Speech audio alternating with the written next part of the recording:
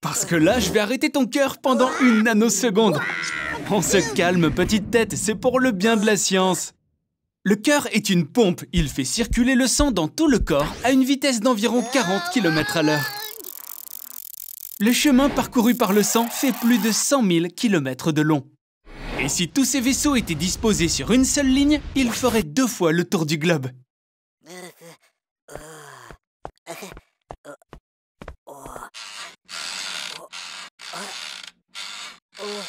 3, 2, 1, stop! Arnold, t'as fait pipi dans ton pantalon ou quoi? Il faut 0,4 secondes au cœur pour se contracter et le même temps pour se relâcher. Si vous additionnez toutes les pauses dans la vie d'une personne moyenne, il s'avère que le cœur se repose pendant plus de 20 ans.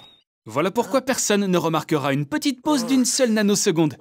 Mais je sais déjà comment y remédier. Regardez attentivement. Le cœur ressemble à une maison à 2 étages. Il y a 2 pièces en haut, appelées oreillettes droite et gauche, et en dessous, les ventricules.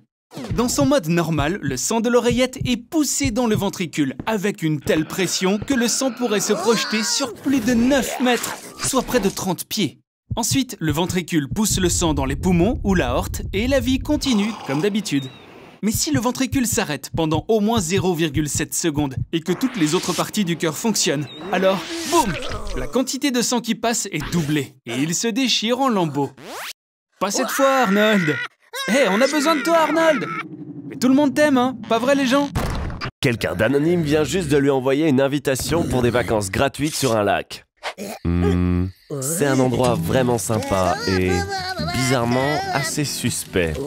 Wow, j'en reviens pas, c'est Jason Voorhees. Jason est un fou de 7 pieds de haut avec un immense besoin de violence. Essayer de fuir ou de te cacher est complètement inutile. Il a une capacité inexplicable à apparaître soudainement derrière sa victime. L'attaque est la meilleure forme de défense. Tends-lui un piège. Après avoir été frappé par la foudre, Jason est devenu super résistant aux dégâts. Mais il n'a toujours aucune chance contre... devinez quoi? Une scie. Mon Dieu, t'es comme un singe avec une grenade à la main. Je ne peux pas te faire confiance. Quelle torsion! Jason ne voulait probablement pas que tu meurs de cette manière. Sauf par lui. Pourquoi tu sautes de joie? Voorhees ressuscite toujours. Tu dois donc trouver rapidement un plan B. S'il ne peut pas être détruit, alors tu dois limiter sa capacité à se déplacer. Tu pourrais verser du béton tout autour de ses jambes, comme ça il ne pourrait pas te suivre. Mais il y a un problème, le béton a besoin de plusieurs heures pour durcir. Le mieux, c'est de garder Jason bien en vue et de l'endommager à chaque fois qu'il commence à guérir.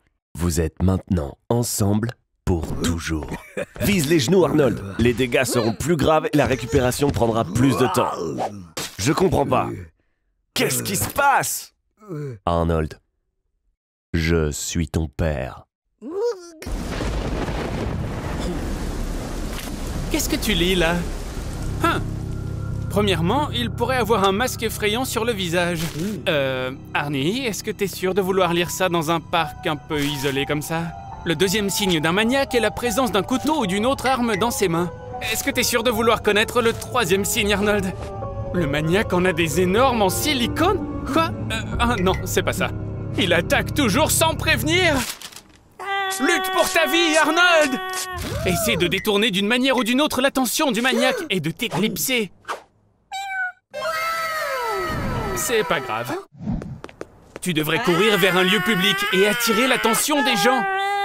Pourquoi personne ne réagit? Les psychologues conseillent de crier au feu au lieu de à l'aide. De cette façon, les gens te remarqueront plus rapidement. Bien sûr, appeler la police est une excellente idée. Maintenant, 48 heures après ta mort, ils vont vraiment, définitivement se mettre à ta recherche. Non, je plaisante. Attends un peu qu'ils arrivent. À présent, le sport est terminé. On dirait que t'as réussi à t'enfuir. Mais ne te réjouis pas trop vite.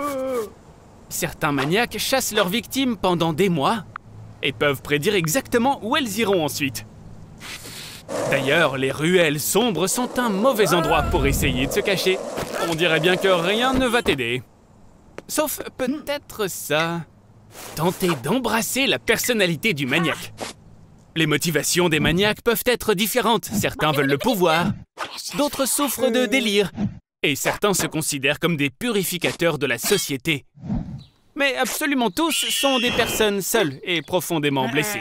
Alors, si tu traites bien le maniaque, il y a une chance que tu survives.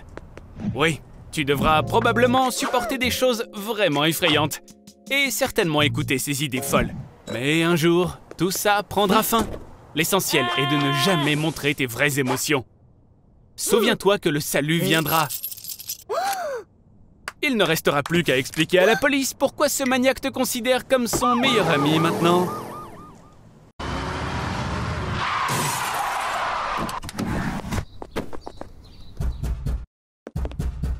Est-ce que t'attends des amis? Ah, mes amis n'agissent pas vraiment comme ça. Arnold, qu'est-ce que t'as encore fait cette fois? Ah, c'est pas toi, c'est plutôt ta tante, celle qui est dangereuse, tu sais. Après avoir été libérée la dernière fois, on dirait bien qu'elle ait repris ses bonnes vieilles habitudes infâmes. Et maintenant, c'est toi qui vas rester avec le FBI pendant 24 heures. Parce que, eh bien, tu la connais mieux. Il y a environ 15 000 agents qui travaillent pour le FBI. Avec pas moins de 56 bureaux régionaux. Leur principal centre de formation est situé à Quantico, en Virginie. Il y a plus d'une centaine d'agents spéciaux qui y sont présents en permanence. Ils sont prêts à former de nouveaux agents dès qu'il le faut. Ils vont aussi former notre petit Arnold. Un agent du FBI digne de ce nom se doit d'être prêt à tout. Mais pas à ça. Réfléchis 2 secondes, comment ça pourrait être utile, Arnold? Les agents du FBI ont reçu le droit de porter des armes en 1934 seulement, c'est-à-dire 26 ans après leur création. De nos jours, l'entraînement au tir avec une arme est absolument nécessaire. Et c'est même l'un des cours les plus importants. Et on dirait bien qu'Arnold a l'air de s'en sortir à merveille. Ayant prouvé ses capacités à tous les stades de la formation, notre Arnold va devenir agent du FBI pendant 24 heures. Pas mal comme compagnie, Arnie. Peut-être que notre Arnold va s'essayer au cyberdépartement, qui a été créé en 2002. C'est là qu'on trouve le genre de technologie de pointe qui pourra aider Arnold dans sa recherche. Alors, Arnold, dis-nous, est-ce que t'as déjà trouvé ce que tu recherches? Oh, quand même, un peu de courage, Arnold! Je savais qu'on ne pouvait pas en attendre beaucoup de toi. Après tout, ton ventre passe toujours en premier. Grâce à un bon tuyau qui a été reçu par... bien sûr, pas Arnold, le FBI a réussi à découvrir où vit le complice de sa tante, le motard tristement célèbre connu sous le nom de Buffalo Joe. Et maintenant, une opération spéciale est en cours. Et voici notre suspect. Tout le monde se prépare. Oh, c'est pas vrai, Arnold. Il y a toujours quelque chose avec toi. Allez, Arnold, tes collègues ont besoin d'aide. Comment est-ce que tu vas pouvoir l'arrêter comme ça? Hein? Comment t'as fait ça? Pour une raison qui m'échappe, ton idiotie t'a plutôt bien servi. Voilà ta chance, tu vas pouvoir interroger un prisonnier. Eh bien, Arnold, pour obtenir des réponses, tu dois poser des questions. Et tu sais ce qu'ils disent, le silence est d'or. Oh, toi t'as quelque chose derrière la tête, hein? Est-ce que tu vas lui donner une leçon de bonne conduite? Oh mon Dieu, quel geste perfide.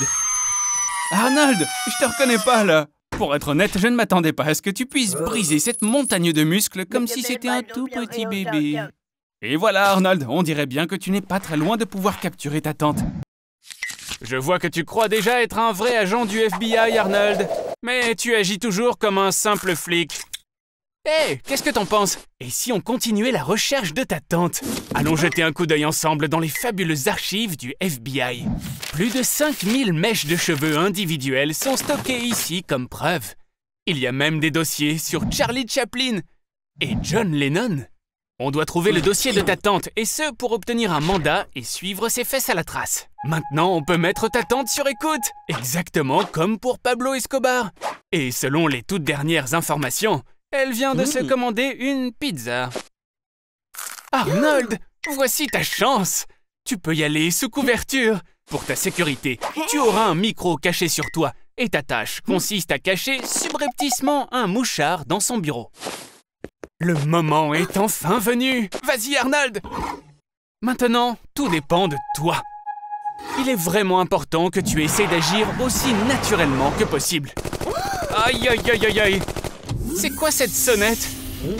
Arnie, allez, vas-y, entre dans sa maison. C'est ta chance. Vas-y, vas-y. Allez, Arnold, c'est ta mission. Va mettre le mouchard dans son bureau. Super.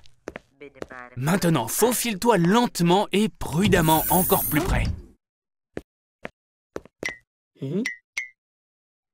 Oh!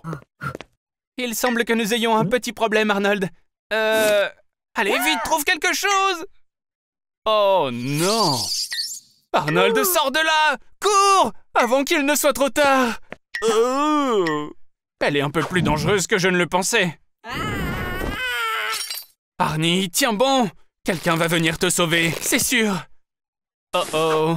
La fête est finie, mon pote. Maintenant, on dirait bien qu'elle va te mesmériser sans sourciller. Est-ce que tu es venu t'excuser, Arnold? C'est tellement sympa de ta part. Monsieur gentil.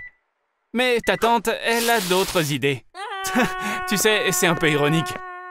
Tu la poursuivais avant. Maintenant, c'est elle qui te poursuit, mon pote.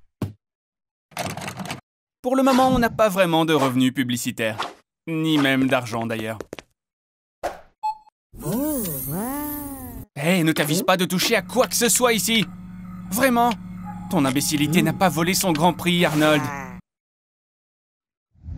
Tu as fini par réussir à réaliser le rêve de tant de personnes. Celui d'être absolument seul sur un bateau de croisière énorme. Wouhou! Pour un simple voyage de 7 jours, ils embarquent plus de 12 000 œufs. 380 kilos de glace, imagine ça! Et 2 tonnes de fruits de mer et de viande à bord. Cette quantité de nourriture serait suffisante pour toi pour tenir environ 5 ans, si tu manges tout seul. Après avoir fait une croisière comme celle-ci, les gens prennent environ 3 kilos de poids supplémentaires. Les bateaux de croisière proposent une tonne de divertissements différents, à tel point que pour la plupart des passagers, 7 jours ne suffisent pas pour tout faire et tout voir. Oups, on dirait qu'on est à court de carburant. À pleine vitesse, le navire brûle jusqu'à 5 tonnes de carburant par jour. Alors maintenant, tu vas dériver dans l'océan comme tous les autres paquebots de croisière l'ont fait, parce que c'est moins cher que de rester au port. Arnold, dis-moi, on dirait bien que tes vacances risquent d'être un tout petit peu plus longues que prévu. 1 mois entier s'est écoulé. Je me demande bien où ce courant va t'emporter. Félicitations, Arnold! Maintenant, le monde entier te déteste. Allez, fais tes valises, tête de linotte. Les vacances sont maintenant terminées.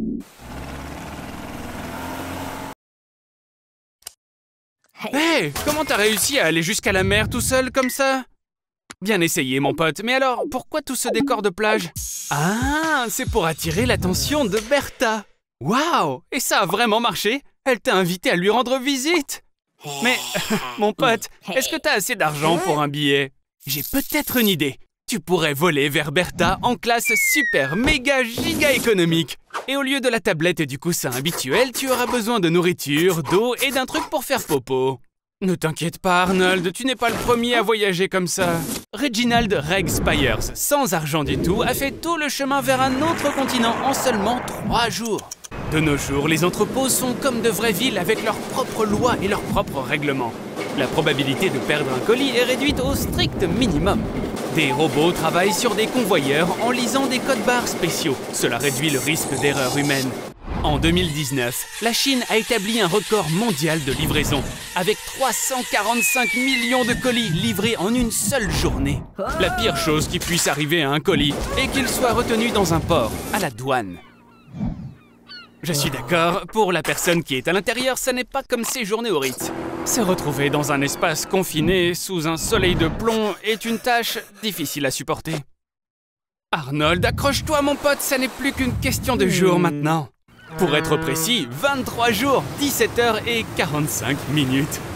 Et un humain n'est pas la chose la plus étonnante jamais livrée dans un colis. Une banque entière a été transportée de cette façon. Elle a été démantelée et envoyée dans une autre ville. Bienvenue en Australie, Arnold! L'un des avantages de voyager en colis est la livraison par coursier jusqu'au point de destination finale. Bertha va arriver d'une minute à l'autre. Waouh, quel canon! Arnold, est-ce que tu es prêt? Allez, bonne chance! Clairement, elle ne t'oubliera pas de sitôt.